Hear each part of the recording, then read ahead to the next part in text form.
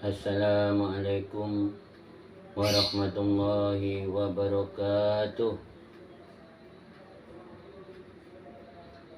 Alhamdulillahirabbil alamin.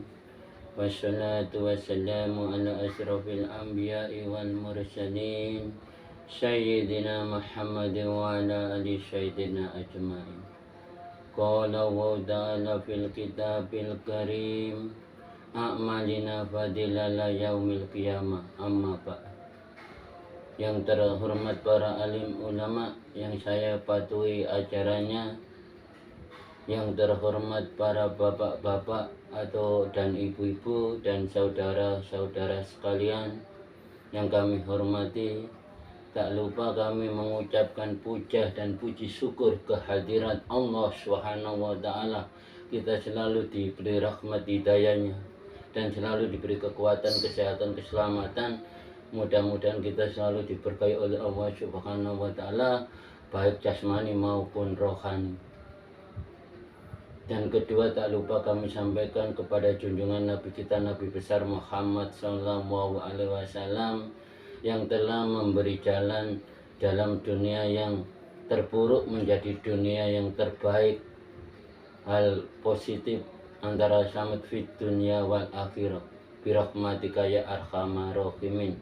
Marilah kita bersama-sama membacakan Ummul Quran kepada junjungan Nabi kita, Nabi besar Muhammad Sallallahu Alaihi Wasallam. Ila hadratin Nabi Mustafa Muhammadin Rasulullah Sallam. Al-Fatihah. Itu sih, saya akan memberikan tema yang berjudul antara hak sebagai seorang suami dan hak sebagai syarat-syarat sebagai seorang istri.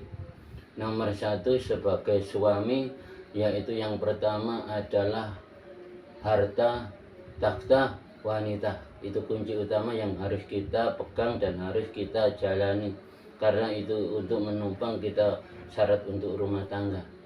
Dan kedua, hak lagi masalah suami itu ada 3 perkara, yaitu kalau dalam bahasa Jawa nyandangi, ngomai, ngumpuli.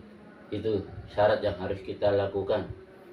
Dan hak-hak yang sebagai seorang istri itu ada 3 perkara lagi, yaitu masak, masak, manak. Dari situlah kita bahas sekarang, kita bersama-sama untuk membacakan di sini bahasan masalah surat An-Nisa yang dikatakan ya Baba Warahmah atau ya Khumairo. Itulah kunci utama kita sebagai seorang suami mendekati seorang istri. Nah, sebagai seorang suami yang dikatakan apa itu ngomai, kita wajib segala hal apapun, biarpun yang mulai kemanten baru, biarpun yang mulai sudah di tengah-tengah perjalanan atau sudah yang punya rumah, itu semuanya ngomai. Kalau bahasa ngomai itu kita membuatkan rumah. Nah, membuatkan rumah itu bukan masalah rumah yang kita tempati itu biar, atau kan kita awal rumah tangga kita harus atau kos dulu atau kontrak dulu, atau kita alhamdulillah kita kalau sudah bisa buat rumah sendiri. Dari situlah sebagai seorang tanggung jawab seorang suami. Nyandangi kita itu harus bisa gimana caranya mempercantik istri antara hak syariat dan hakikatnya. Syariatnya contoh kita itu biayai sebagai seorang istri, badannya seperti pakaiannya, apanya di dalamnya, mana yang ada kurangnya dan ada kelebihannya, dan sisi yang mana yang kurang kita harus mempercantik istri. Kalau dikatakan ya Khumairo ya Baba Warahmah, disitulah itu tugas suami nomor 2. Kalau itu yang nomor 3 yaitu ngumpuli. Lah ngumpuli itu sebagai manusia itu sudah berhak, ya butuh syariat, ya butuh hakikat. Itulah sebagai seorang suami yang pertama-tama yang kita lakukan. Karena di sini insya Allah kita hidup itu selalu maghfirah dan kita selalu diberkahi oleh Allah. Kalau kita itu niatnya rumah tangga itu karena ibadah. Karena apa?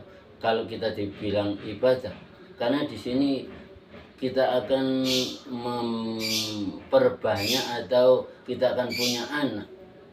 Dari anak itulah kita kalau bisa kita buat la ilaha imanan billahi. Nomor satu kita tanamkan keimanan. La ilaha illallah imanan billahi, la ilaha illallah yakinan billahi. Ya, kita menentukan syariatnya Islam, hakikatnya iman. Itulah yang harus kita tanamkan dulu yang pertama. La ilaha illallah yakinan billah ila aman tuh kita ditetapkan, kita ditentukan oleh Allah Subhanahu wa taala. Kita diberi hak, kita diberi anak, itu tujuannya di situ. Yang dikatakan kita itu aman tuh. La amanatan, kita dititipi.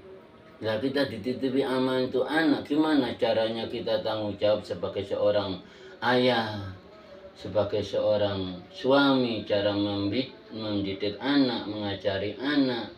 Itulah ya, bisa kalau sebagai orang tua itu intinya satu, kita harus menjadi sebagai seorang tua, kita harus bisa menjadi seorang teman, dan kita harus menjadi seorang guru. Itulah sebagai tugas seorang suami. Antara istri, anak gitu, insya Allah kita menjadi orang yang baldatun, thayyibatun, warabul ghafur. Disitulah hakikatnya dan syarat-syaratnya sebagai seorang suami. Dan kita akan membahas lagi sebagai seorang istri. Sebagai seorang istri itu ada 3 faktor yang harus kita jalani. Majak, masak, manak dalam peribahasa Jawa. Majaknya kita gimana cara mempercantik diri supaya suami itu enggak bosan, supaya suami itu selalu ya bapak warahmah, selalu bilang cantik dan selalu bilang itu bilang baik. Disitulah karena di zaman sekarang global baru ini banyak gelombang-gelombang yang kita hadapi. Sebagai istri kalau tidak bisa memilah dan memilih dan melihat situasi, kita akan banyak berantakannya. Nomor 1, mempercantik diri, itu syariatnya. Kedua, mempercantik pembicaraannya, cara kita supaya menyenangkan suami itu bagaimana dalam ucapannya, dalam kata tuturnya, dalam kita menghadapi masalah, supaya suami itu tambah sayang dan tambah selalu mencintai dan selalu menyepot. Itu sebagai seorang istri, namanya mempercantik diri antara syariat dan hakikatnya. Kalau sudah syariat dan hakikatnya, baru kita melakukan torekotnya. Kenapa torekotnya?